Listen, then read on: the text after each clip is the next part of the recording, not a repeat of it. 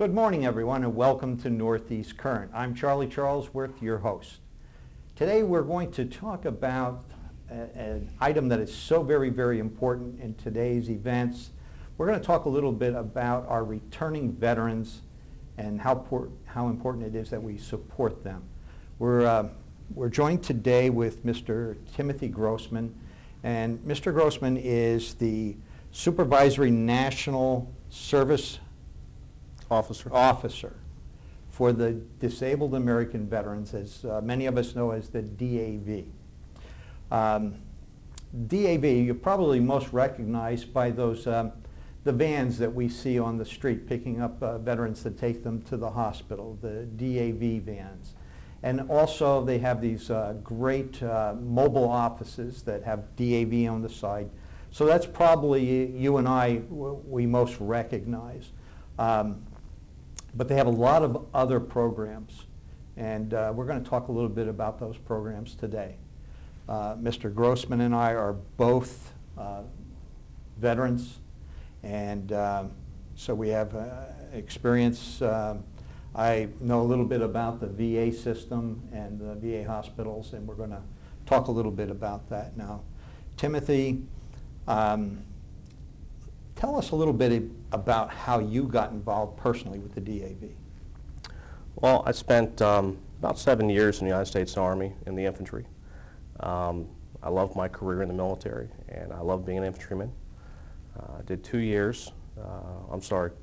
tours in Yugoslavia, Kosovo, Macedonia, and Fyrom. And then my last tour overseas was in Iraq during Operation Market Freedom 2. I had a great platoon. We definitely were successful in what we did in 2004 and 2005. And I was stop-lossed, like a lot of people. And I had a choice when I came back. It was either, well, you need to re-enlist or you need to get out. And after having a long conversation with my physician's assistant, PA, who was also a green to gold triple canopy, so he had Special Forces Ranger Airborne, he decided, he recommended that it might not be good for me to stay in. So I says, well, I'm going to gracefully bow out then.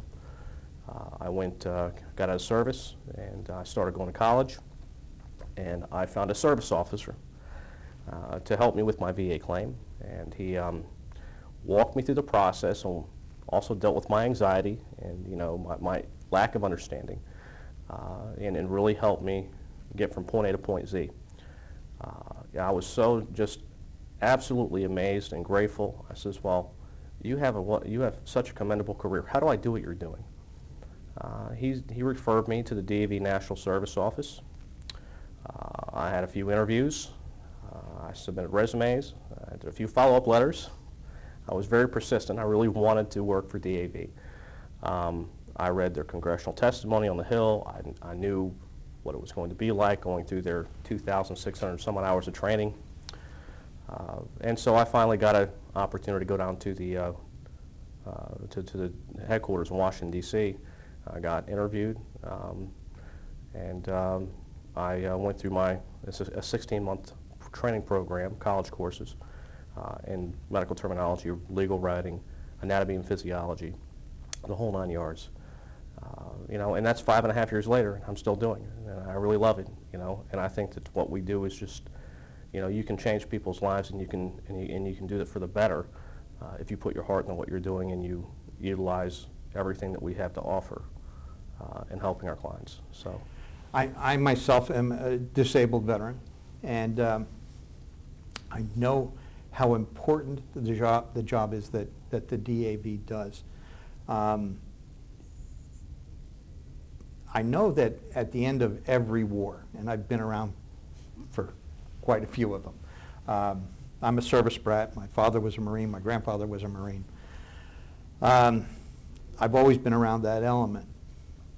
But as you said, the unsophistication of the average veteran that's getting out, as far as sophistication towards the veteran process, what benefits he has available to him.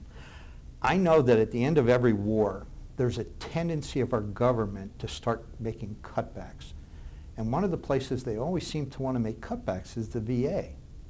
And I know the DAV, it's one of their main goals to make sure that that doesn't happen. It's funny.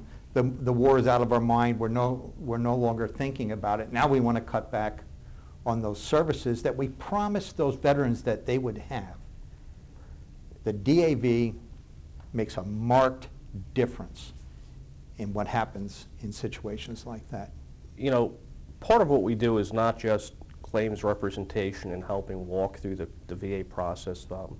Any veteran, okay, can go on our DAV website at www.dav.org. Any interested person, as a matter of fact, and you'll find our legislation page.